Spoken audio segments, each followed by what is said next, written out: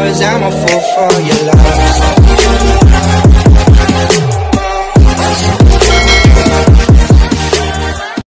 Third set, update tayo mga ka-sports sa laban nga ng Creamline at ng Choco Mucho. Mas matindi talaga ang galawan ng Creamline ngayon.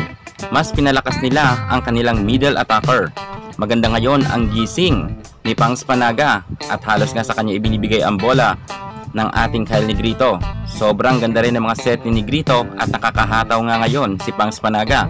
At si Pangs Panaga nga ngayon ang nagshashine pagdating dito sa third set, kung saan nga naka 8 puntos na siya.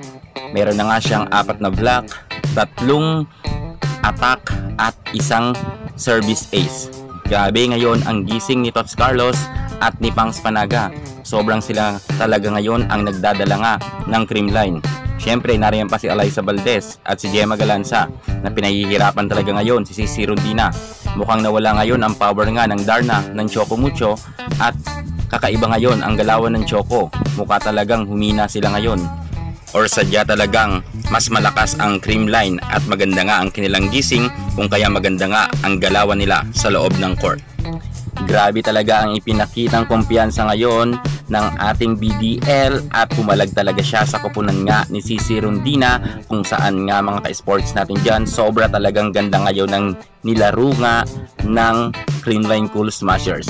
Ang halos lahat ng mga players dito ay pumupuntos. Si Alyssa Valdez, Tots Carlos, Pangs Panaga, si BDL, si Gemma Galanza. Nagtulong-tulong talaga sila para nga matalo nila ang Choco Mucho. Grabe, ginulat nga ang Choco Mucho ng Creamline, kung saan nga tinapos agad sa score na 19 at 25.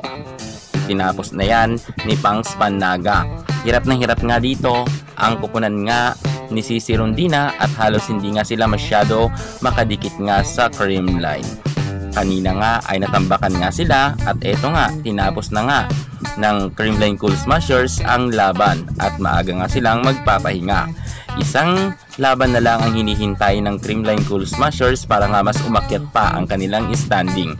Samantalang ang Choco Mucho at ang Creamline, sure na yan na papasok yan, dalawang yan, dahil nga may 8 panalo na ngayon ang Creamline Cool Smashers at 8 pa rin ang panalo nga ng Choco Mucho. Same silang dalawa na nasa mataas na standing.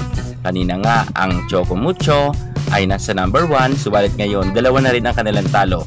So, ang nasa top pa rin ngayon ay ang Choco Mucho at ang Creamline. Ang dalawang itong sisterhood ang pasok nga sa semifinals dahil natalo nga ng Creamline ng straight set ang Choco Mucho. Malaking puntos to, kung kaya nga pasok na pasok nga ang Creamline sa semifinals. Congratulations sa dalawang team na ito. Good fight at maganda rin ang ipinakitang laban ng Choco, subalit talo talaga sila.